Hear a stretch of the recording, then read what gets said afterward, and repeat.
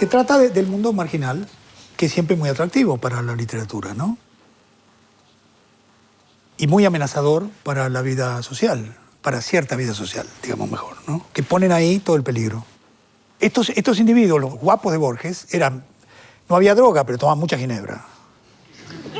Tomaban mucha ginebra, ¿no? Empezaban tempranito a tomar ginebra, ¿no? Andaban siempre armados, eran hombres que estaban acostumbrados a usar el cuchillo, como dice bien Borges, ¿no?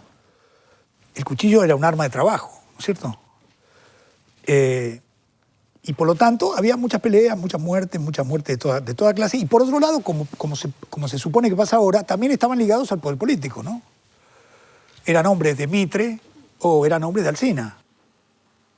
Moreira fue alcinista durante mucho tiempo y después se hizo mitrista, ¿no? Lo que quiero decir con esto es que Borges comprueba rápidamente que es posible construir unos personajes heroicos. Nunca sus relatos de cuchilleros van más allá del 1900, en general pasan en 1890, porque es Buenos Aires antes de la inmigración. Entonces el problema de Borges es la inmigración, como es el problema de Lugones y como es el problema de las clases dominantes, que después de poner a los caudillos y a los guapos como peligro, a partir de 1900 es abundante la ideología y las versiones de cómo los inmigrantes son los peligrosos, cómo los inmigrantes italianos están siempre borrachos, y cómo no tienen trabajo, y cómo son ellos los que roban. Eso cualquiera que mira, que hace un poco de historia, porque acá nadie mira nunca nada que tenga una perspectiva histórica, ¿no? Es decir, que la figura del que amenaza es una figura que cambia, pero siempre tiene que ver con sectores populares. Entonces Borges está puesto en una posición aristocrática y ve en los cuchilleros a los criollos. Cuando habla de Funes, dice, no tenía los silbidos italianos de ahora. Es decir, hablaba como un criollo, ¿no? Y si ustedes leen con cuidado, verán cómo va apareciendo ese elemento, ¿no? Que también está en Hernández. Porque está el gringo de la Mona, está el inglés de Incalaperra, que son personajes muy ridículos los inmigrantes en el Martín Fierro, ¿no es cierto? Es decir, que en cada época siempre aparece alguna figura que es la figura de la amenaza. Entonces yo les decía, el primer cuento de Poe, El asesinato de la Rue Morgue, de 1841, es el fundador del género y sucede en un cuarto cerrado con llave por dentro. Es decir, que el sujeto no está tranquilo, ni en la ciudad, ni en el barrio, ni en su casa, ni siquiera dentro de su cuarto cerrado por adentro con llave. Ese es el género policial, el que habla de la inseguridad del sujeto propietario que siente que le viene encima, ¿no? Poe captó eso y por eso el género policial se ha convertido en un género extraordinario, ¿no? Pero ¿por qué ese cuento de Poe? Porque está la sociedad de masas en ese momento. Se terminó la sociedad donde todo el mundo se conoce, la sociedad de los pueblos chicos, aparece la gran ciudad, aparece la masa, y ese es el problema que siempre se asocia con el mundo de la inseguridad. Y la literatura se ha hecho cargo de esa cuestión de maneras muy lúcidas, ¿no? Y Borges ha sido en eso muy notable, porque por un lado ha enaltecido a esos personajes, ¿no? Y al mismo tiempo, sin decirlo nunca de un modo explícito, ha trabajado esto con la idea de que esa ciudad del pasado era la ciudad criolla y no la ciudad paranoica y confusa que está en La muerte y la brújula, que es la ciudad donde hay húngaros, hay de todas clases de individuos en La muerte y la brújula, ¿no? Entonces, hay algo ahí. Hay algo muy notable en el sentido de enaltecer a estos, ¿no? Nadie con paso más firme habrá pisado la tierra, nadie habrá habido como él en el amor y en la guerra, ¿no? Dice Borges en una de las milongas. Es la guerra y el amor, porque él mismo dice, virtud, para hablar del coraje, virtud viene de vir, que quiere decir varón. Entonces es una ética, es una ética del soldado y del amante, ¿no, verdad? La que él construye, digamos así, ¿no? Y hace con eso gran literatura. Al mismo tiempo, siempre está diciendo que esos cuentos quiere dejar de escribirlos, pero los escribe hasta el final, ¿no? En sus últimos libros todavía hay cuentos de cuchilleros. Pero, sin embargo, en ese juego entre esas dos tradiciones, cuando tiene que elegir entre el mundo, digamos, de lo que llamaríamos la barbarie o la memoria y el mundo de la biblioteca, elige siempre, fíjense en el sur, ¿no? En el sur, Dalman dice, en la discordia de sus dos linajes, eligió la de la muerte romántica, es decir, eligió morir en un duelo a cuchillo.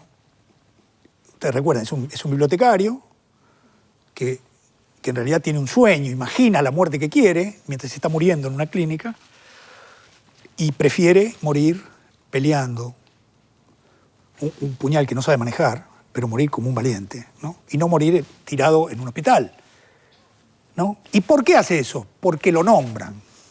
Él está leyendo, y como está leyendo lo empiezan a insultar, porque lo ven leyendo, por eso nada más, le empiezan a tirar migas de pan, y de pronto alguien le dice Dalman, y entonces dice, cuando me nombró tuve que salir a pelear.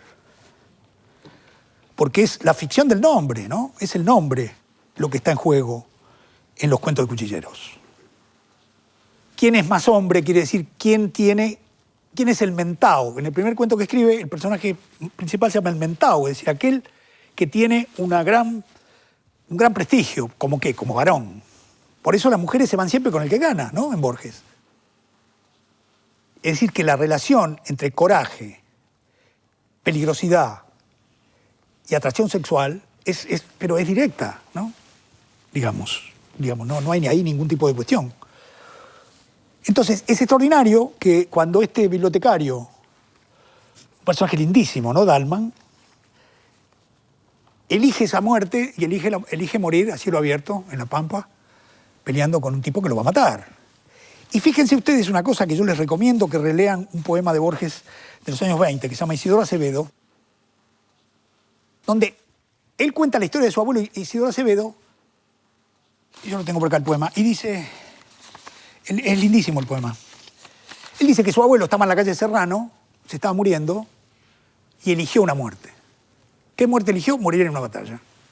Hace lo mismo que Dalman. O sea que Borges, en el año 20 y pico, ya estaba pensando en cómo un hombre podía haber elegido una muerte que fuera una muerte heroica. Entonces su abuelo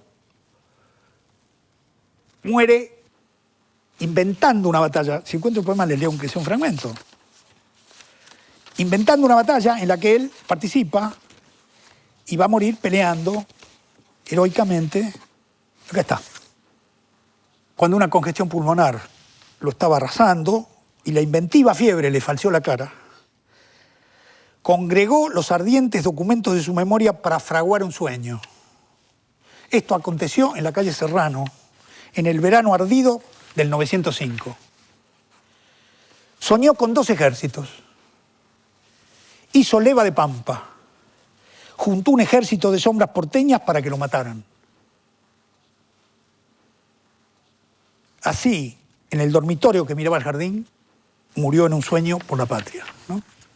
Entonces, si ustedes comparan la muerte del abuelo, digamos, o de este hombre, Isidoro Acevedo, y la muerte de Dalman, entienden que Borges dice, mi época es una época de decadencia. En el texto sobre Martín Fierro, que está en El Hacedor, él dice, los visibles ejércitos se fueron y solo queda un pobre duelo a cuchillo. Entonces, él al mismo tiempo es consciente que esa herencia que ha recibido y que él enaltece con la épica de los cuchilleros es en realidad el fin de esa clase, el fin de esos soldados, el fin de ese universo. Y lo único a lo que él puede recurrir es a esos pobres marginales, a esos hombres a los que trata como si fueran grandes héroes épicos. Pero me parece extraordinario, porque no he visto que se haya hecho la relación, que el poema Isidoro Acevedo tenga la misma estructura del sur, ¿no? Que es un hombre que en el momento de morir alucina un sueño, ¿no? Borges, en su conferencia sobre Hawthorne, dice, Hawthorne murió, quizá murió soñando, dice. ¿Qué habrá soñado? ¿Cuál será el último sueño de un hombre? Dice Borges. Yo, y dice ahí en esa conferencia del año 49, yo imagino un cuento en el que pueda contar qué es lo que sueña al morir un hombre, ¿no? Eso es el sur, que es el mejor cuento de Borges. Pero cuando decide elegir, elige la barbarie, ¿no? Prefiere morir peleando, digamos. Entonces Borges es mucho más complejo de lo que uno puede imaginar, ¿no? No, quería decir un par de cosas más sobre la cuestión de la memoria, digamos, abrir ese tema que es un tema importantísimo en general, en la Argentina particularmente, y también en Borges, ¿no es cierto? Por un lado están los temas de la memoria, ¿no es cierto? digamos, por ejemplo, en Borges los temas de la memoria son ese pasado que te trata de recuperar, pero después está la forma de la memoria, ¿no? Entonces ahí tenemos la memoria involuntaria de Proust, ¿no?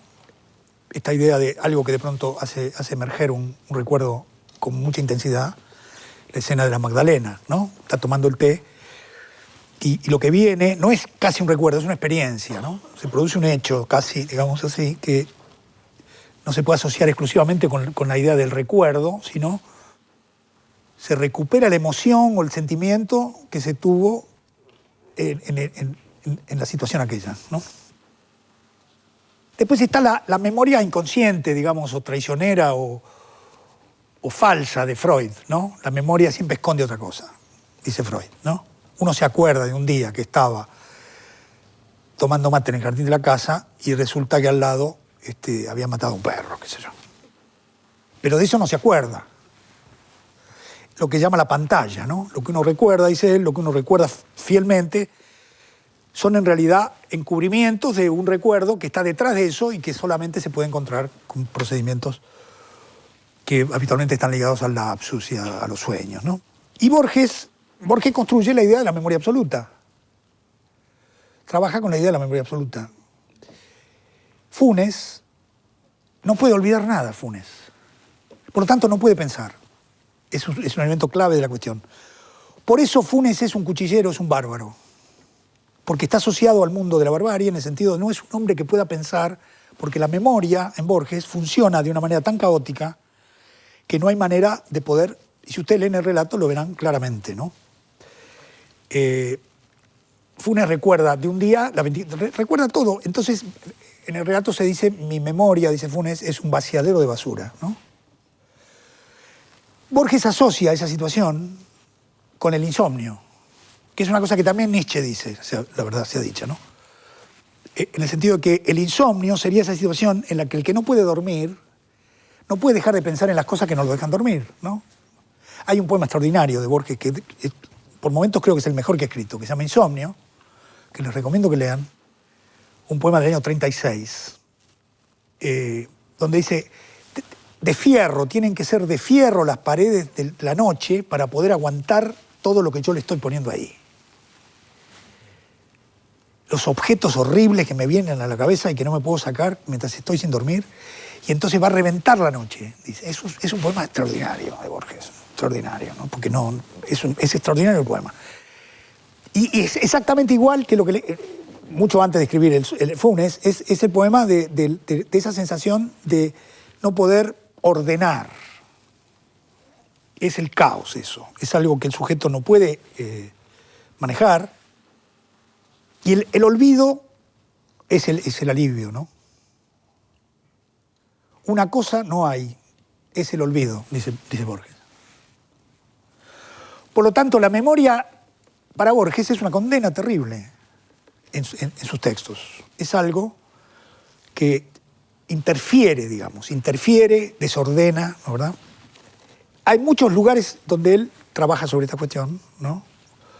Básicamente en Funes, básicamente en el poema. Y hay un texto que también les recomiendo que se llama Fragmentos sobre Joyce, donde él ahí cuenta cómo va a escribir Funes. Es muy lindo porque muchas veces Borges, que temía no poder escribir esos cuentos, entonces los contaba por las dudas.